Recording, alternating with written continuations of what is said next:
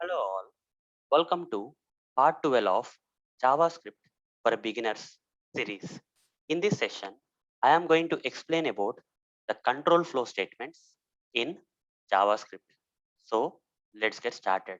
So far, whatever the JavaScript code that we have executed till part 11 of this series, the code was getting executed in a sequential manner, that is line by line manner. For example, if I open this Visual Studio Code IDE and under this folder I'll create a sample JavaScript file, say demo.js. Okay, here I'll write some sample JavaScript code that we have executed so far. Let's say var is equal to 5, var is b is equal to say 4.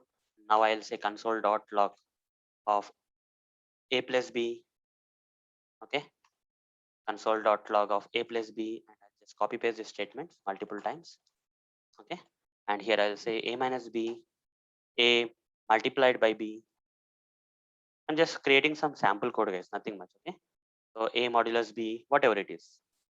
Now guys, if I run this code, the code will get executed in a sequential manner, that is starting from the step 1, line 1. After line 1 got executed, then line 2. After variable a got created and assigned with some values fi, then variable b will be created and it will be assigned with some values 4. After that, this print statement will be executed, where in the output you will get this 5 plus 4, that is 9, get printed in the output. After the three statements got executed, then the fourth statement, that is a minus b, that is 5 minus 4, 1 will be printed in the output. Then 5 into 4, that is 20, will be printed in the output. 5 divided by 4 output, 5 modulus 4, whatever the remainder, that will be printed in the output, right? But here the focus point is the execution is starting from the line 1 till line 7 in a sequential manner, right? Step by step, and or line by line, whatever you can call. If I select this terminal and new terminal, and here if I execute this sample JavaScript code, you can clearly understand from the output that this particular code will get executed in got executed in a sequential manner. For example, if I say node demo.js, observe that first this variables got created, then a plus b, that is 9, got printed, then only a minus b, that is 5 minus 4, 1 got printed, then a into b 20, then a divided by, and the remainder got printed. Here the execution of this particular JavaScript code is happening in a sequential manner. But here in this control flow statements, okay, whatever the session is all about, that is control flow statements. These statements, unlike this code, will not be executed in a sequential or line by line manner, guys. Okay, rather there will be alteration in the flow of the execution of the code. So what that kind of alteration? To understand that, guys, before that we have to understand there are three types of control flow statements. Okay, these three types of control flow statements have different type of flows. Okay, so conditional statements, loop statements, and jump statements. I can show you clearly here. There are three category of control flow statements. One is conditional statements.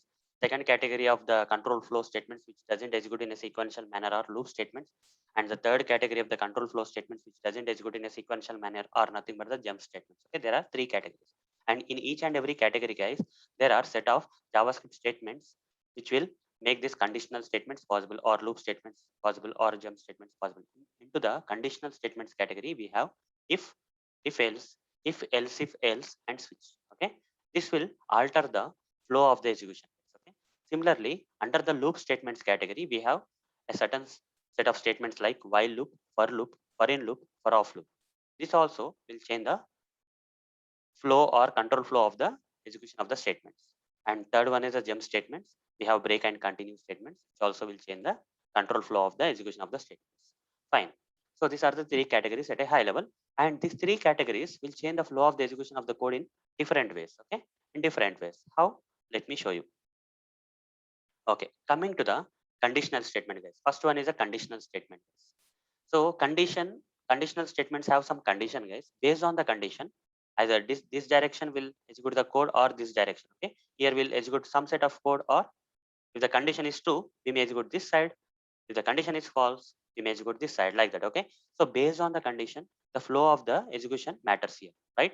Which code will be executed, we doesn't know. Based on the condition, it will be decided. Such kind of statements are nothing but the conditional control flow statements. And the next type of statements here we have is the execution will start here, and there will be some statements, guys, which will be executed repeatedly, right? Multiple times the same statement or set of statements will be executed. Okay, let's say this particular statement is getting same statement is getting executed 10 times. Here flow of the execution of the code is not sequential, right? The same statement is repeating itself. Such kind of control flow statements are known as loop statements. Okay, here in conditional statements, based on the condition, the flow is getting changed. Here in the loop statements, a particular statement is getting executed more than one time or multiple times. Okay, so those are loop statements. Third type of statements, guys, here assume that this is the entire code, and here each and every line is a, if the code has to be executed sequentially, it will start from line 1, line 2, then line 3, then line 4, then line 5, 6, 7, 8, like, and go on. But here in the jump statements, okay, if the jump statements like break and continue are used in this kind of code, the code will jump directly from execution of the code will jump directly from this part to the this part. Okay, here we are jumping from this block to the this block. Okay, like this, these kind of things are possible, guys. Okay, so these three categories of control flow statements will alter the execution of the statements. Okay, they alter the execution of the statements. In this session, I am not going to practically demonstrate each and every control flow statement. Rather, okay, from starting from the next session onwards, okay, I'll demonstrate each and every category of control flow statements in a detailed manner. Okay, so conditional statements will be covered in the next session. After that, loop statements will be covered. After that, jump statements will be covered in the same series in the upcoming sessions. So that's all for this session, guys. The only purpose for this particular session is to explain you what exactly are these flow control statements and what are the types of control flow statements that are available in the JavaScript, which will alter the flow of the statements rather than getting the statements executed in a sequential or line by line manner. So that's it, guys. See you in the next video session. Thank you. Bye.